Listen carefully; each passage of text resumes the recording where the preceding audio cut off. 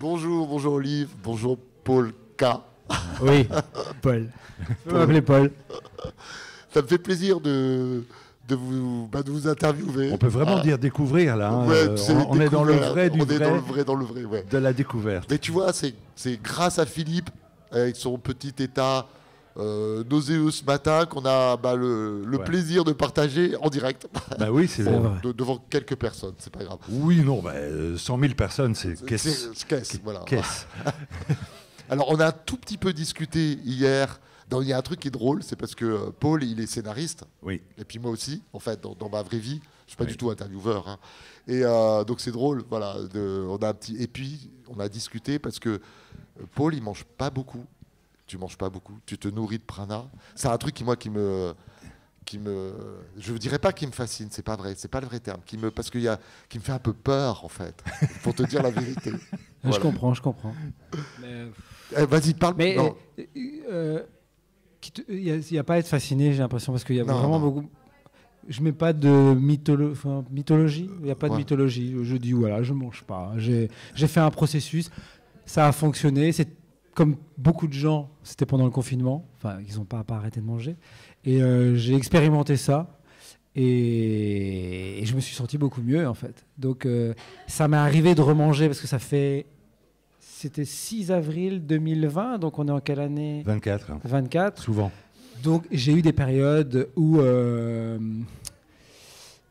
j'avais les fantômes qui revenaient un peu et avait besoin d'un peu densifier. Tu vois, il y avait une densification et j'avais besoin de me nourrir. Et c'était très émotionnel, en fait. J'ai découvert que la nourriture était très émotionnelle. Mais c'est très intéressant que tu viens de parler de densification. Et c'est ça, en fait, donc pour toi, la nourriture matérielle qu'on absorbe, c'est une densification.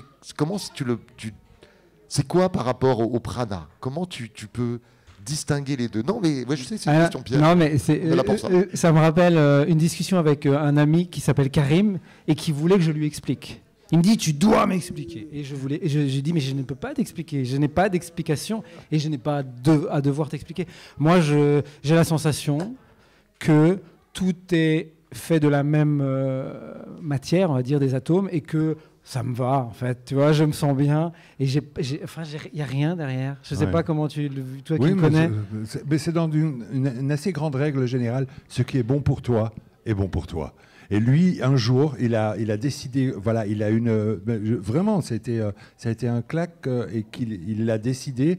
Et je veux dire, ses proches amis ne posent pas les questions. Moi, je ne lui ai pas demandé, je ne lui demande plus.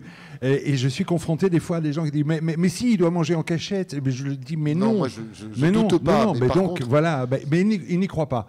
Moi, ce n'est plus. Et je crois que l'entourage de Paul ne pose pas de questions. On sait que c'est d'une honnêteté totale. Et voilà. Et il est visiblement en très grande forme. Mais c'est ça qui me surprend, tu vois, parce que ça va à l'encontre de tous mes préjugés. Moi, j'imagine que quelqu'un qui ne mange pas, il s'affaiblit et il n'est plus capable. Alors qu'il court.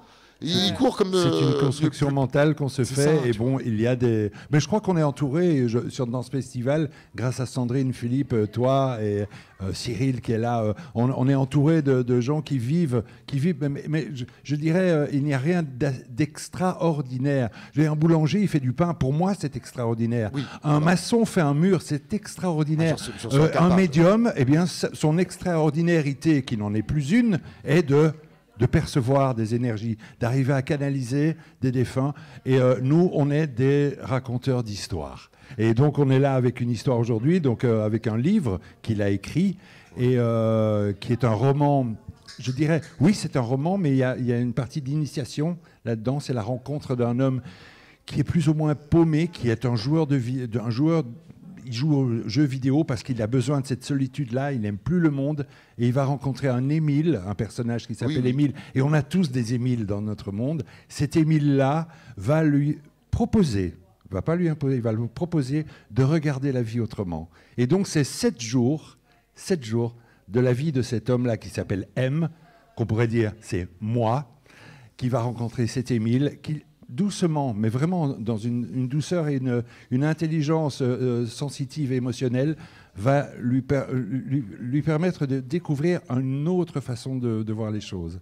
et que ce qu'il vit à travers ces jeux vidéo chez lui n'est en rien différent de ce que nous vivons, nous, dans face une à cette réalité. Exactement. Voilà, levez le voile. C'est exactement ça le propos du livre. Olive, quel est ton rôle dans votre association? Voilà, l'association s'appelle Quod Est, qui veut dire, c'est une traduction du latin, ce qui est.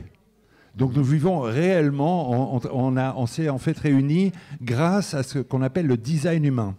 Design humain, c'est 5 types, c'est une notice de qui tu es. Ce n'est pas un horoscope, on ne te propose pas, on te dit simplement qui tu es. Et on a 5 types différents, et il se fait qu'on est 7, les enfants compris, parce que les enfants ont leur importance dans le groupe, et il se fait qu'on est tous des types différents. Et en fait, on ne travaille plus que dans la compétence réelle, intrinsèque de ce qu'on est. Moi, je suis un projecteur. Lui, c'est un générateur, manifesteur. C'est lui qui a écrit le livre, et c'est quelque part ma nature de venir faire les lectures. De le présenter. Voilà. Et on est sur un projet, là, d'une pièce de théâtre qu'il est en train d'écrire, d'un seul en scène, qui va me faire l'honneur de laisser interpréter. C'est drôle parce que j'y retrouve dans ce partage un petit peu ma relation avec Philippe, où c'est moi qui écris et c'est Philippe la vitrine. Voilà. Donc tu comprends très bien le type de... Mais cette relation, elle est égale, tous les membres de notre... Oui, qui est très récent. Tout ça, oui, c'est ça. Mais sans plus de contraintes. C'est un organisme. C'est ça. C'est un organisme vivant. C'est un organisme C'est vivant. ça. C'est exactement ça. Et donc voilà. Et ici, on est là grâce à Sandrine, grâce à Philippe, grâce à toi ce soir. Enfin, aujourd'hui, ce soir, je ne sais pas. Non, Cyril, tu nous diras. C'est en direct quasiment. C'est du direct. Ok. Voilà. Mais on va. Ce matin.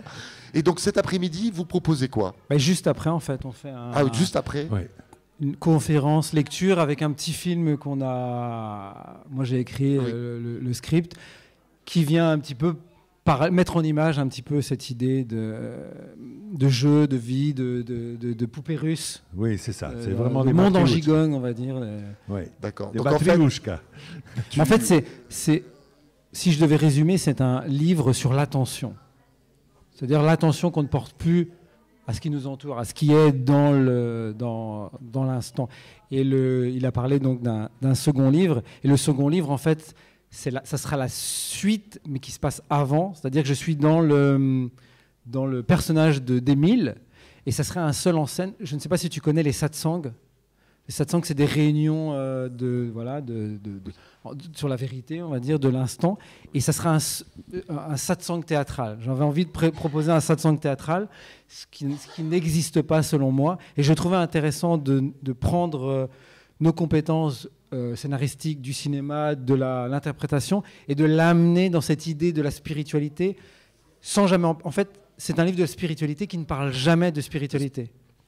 Qui te fait glisser, en fait. C'est bien d'illustrer le côté créatif de la spiritualité. Il y a aussi de la création, du créatif. Il y a d'autres chemins, en fait. Notre médium, c'est raconter. C'est raconter des histoires. Voilà. Des histoires qui permettent aussi une identification, car je crois, à travers cet Émile, on a tous un Émile ou quelque chose qui nous a guidés à un moment de notre vie. On a eu des Émiles, on a tous eu des Émiles. Mais on en a tous. Et nous, on l'appelle. Voilà, c'est très. Des guides. Oui, voilà. C'est ça. Ce sont des guides, ce sont qui ont été révélateurs d'une certaine puissance intérieure qui nous fait du bien maintenant. Et pour simplement être là, et c'est Quod Est, ce qui est. Ce qui est. C'est un autre éclairage, mais de ce dont on parle, et ce qui nous passionne, c'est, on va dire, un peu une voie de l'éveil qui est personnelle, en fait. Hein. Oui. C'est une autre manière de l'appréhender. Exactement. Voilà. Exactement. Justement, et là, on le fait en groupe. Et vous le faites en groupe. Tel un organisme vivant qui aurait ses organes, qui chacun ont leur fonction, et qui existent de par leur nature, simplement. Et par leur interaction. Exactement. Et l'idée, c'est aussi de proposer quelque chose. On avait un peu l'expression cheval de Troie, c'est-à-dire on fait quelque chose sans avoir l'air de le faire. C'est-à-dire que il y a des gens qui ont lu ce livre et qui se sont dit, on va l'offrir à nos ados parce que ça parle pas de ça, et d'un coup ça vient te foutre un croche-patte derrière, et t'as pas eu un livre qui va te faire changer, mais au fur et à mesure, tu es pris dans le questionnement. Parce que je l'ai écrit très rapidement, tu vois, c'était vraiment... la question arrive, la réponse arrive, et c'était comme si je le lisais en même temps, tu vois. Et il y a un déroulé qui fait que, généralement, quand tu commences le livre, tu le finis presque d'une traite. Il est très, très simple à lire. Et quand je l'ai proposé à mes éditeurs, pour essayer de le définir, si tu connais, j'ai dit c'est la rencontre entre Conversation avec Dieu et Guerrier Pacifique. D'accord. C'est un mix vraiment de ce côté Conversation avec Dieu qui a une sorte de huis clos narratif, tu vois. Il y a ça, et en même temps ce côté initiatique avec ce personnage. Je ne sais pas si tu connais Guerrier Pacifique, j'imagine. Oui. Avec donc Socrate, qui serait l'Émile, et il y a vraiment c'est le fils. Ce dialogue à l'antique. Merci beaucoup, merci à vous. Merci à toi. Merci Laurent-Jacques, merci beaucoup. Merci à Sandrine, vraiment, Sandrine, Philippe, toute l'organisation et puis les rencontres qu'on a faites. Très nouvelles pour nous. Le monde de la médiumnité, ces mondes-là, on ne les connaît pas vraiment, et là, on a été invité à pouvoir présenter ça.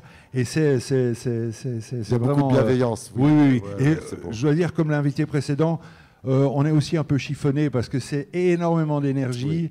Mais il va falloir du temps pour digérer tout ça. Il va falloir quelques jours. Mais ça fait du bien, ça fait du bien. Et puis si c'est Quodeste, c'est ce qui est.